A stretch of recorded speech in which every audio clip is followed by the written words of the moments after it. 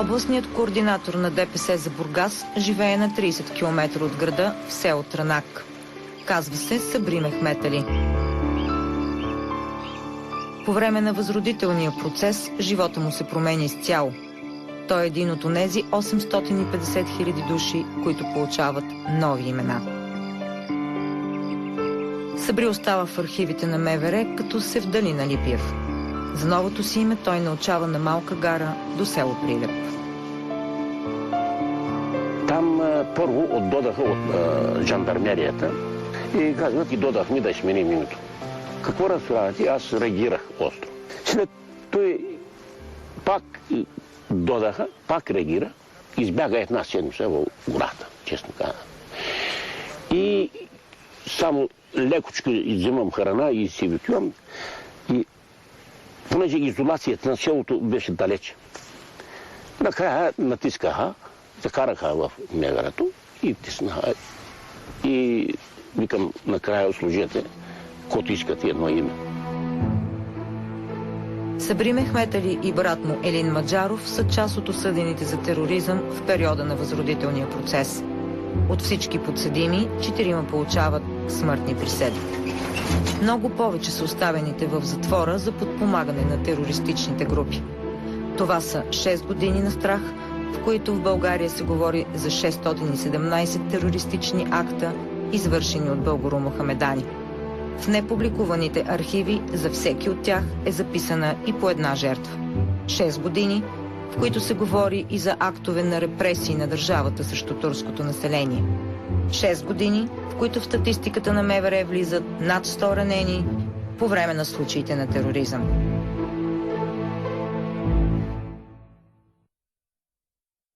Уважаеми другарки и другари, днес в този тържествен час вие ще получите тържествено паспорта на гражданина на Народна република България. Нашият народ преди няколко месеца изживя вълнуващи мигове, с които майка България прибра всички свои чада и обедини своите усилия. Пожелавам и на всички вас с гордост да носите своето българско име. В началото на 80-те години за пропаганда са заснети доста филми като този. Всички са прожектирани като кинопрегледи във всички киносалони. Сабри не ги е гледал.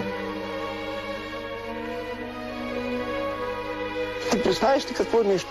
Аз ти казвам, тебе сега, слушай, ти си кабинка, вече в Туркина.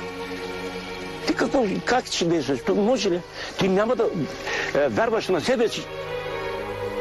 Наложен от партийната върхушка още през 70-те години, този процес е определен за първи път като възродителен 15 години по-късно, на 18 януари 1985 година на среща на ЦК на БКП. Давам думата за встъпително слово на другаря Живков. Какъв е проблема? Нас ни трябва огледало. На всяка цена огледало, за да се видим. Без огледало ние повече не можем да се развиваме и да съществуваме.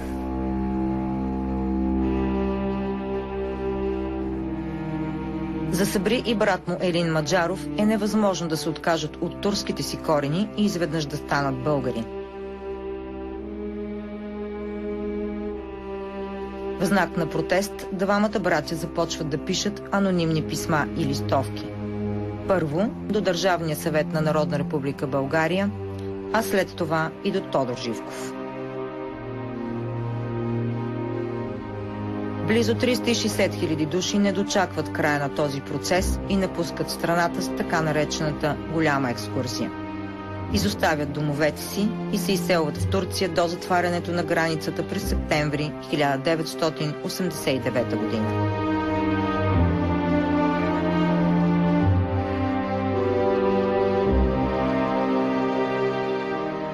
Сабри Мехмет Али остава заедно с брат си. Те стават част от група мохамедани, които започват да разпространяват на обществени места в Бургаския район листовки срещу властта.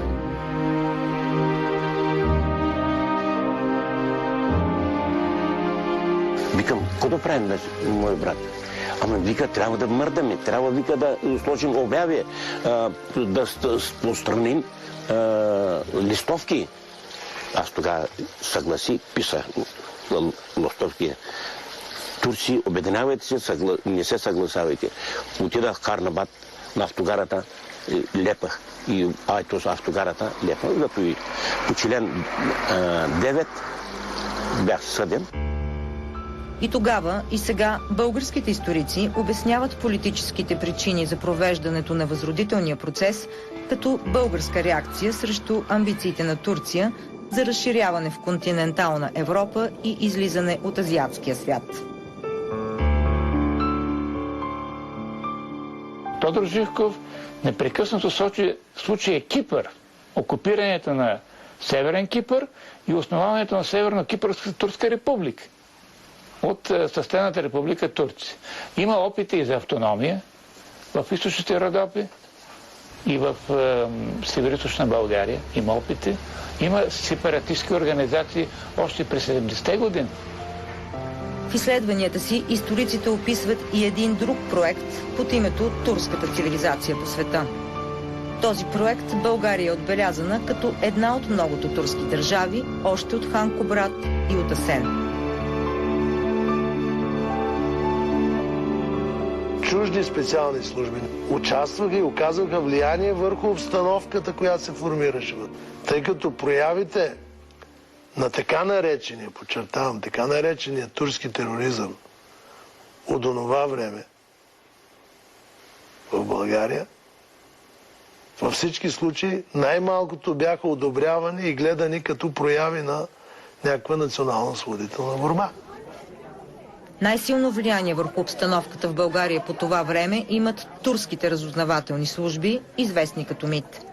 Те събират преди всичко информация за стопанското и военното ни състояние и за настроенията на помашкото население у нас. Намерени са и разработки, че за да спре това влияние, Държавна сигурност сама измисля възродителния процес. Те бяха изпълнителите, но онези, които поръчаха процеса, бяха съвсем други хора. То се знае кои, само че, за съжаление, няма нито едно писмено свидетелство за това как се е взело решение. Разбира се, знае се кои. Това е ръководството на държавата. Тогавашното политбюро. Се поканени да вземат участие председателя и заместник-председателите на... В края на 80-те години Сабри Мехмет Али е осъден на 6 години затвор за подпомагане на престъпна група при извършване на терористични актове.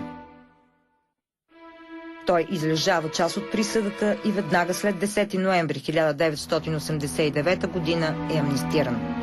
Тогава възродителният процес е признат за грешка и турските имена са върнати. По същото дело е осъден и брат му Елин Маджаров за извършени диверсионно-терористични актове заради отрицателното отношение към провежданите у нас мероприятия за по-нататъчното развитие на българската нация. Неговата присъда е смърт. Обща оставка не сме направили. След делото, вече се видяхме, Софийския централен затвор ми оставиха от работа и накараха в адвокатските стаи, там правихме изсвиждания. Мене ме караха после, докараха него, 10-15 минути имам последната среща. 2 август 1988 година. Това беше последно виждане с моя брат.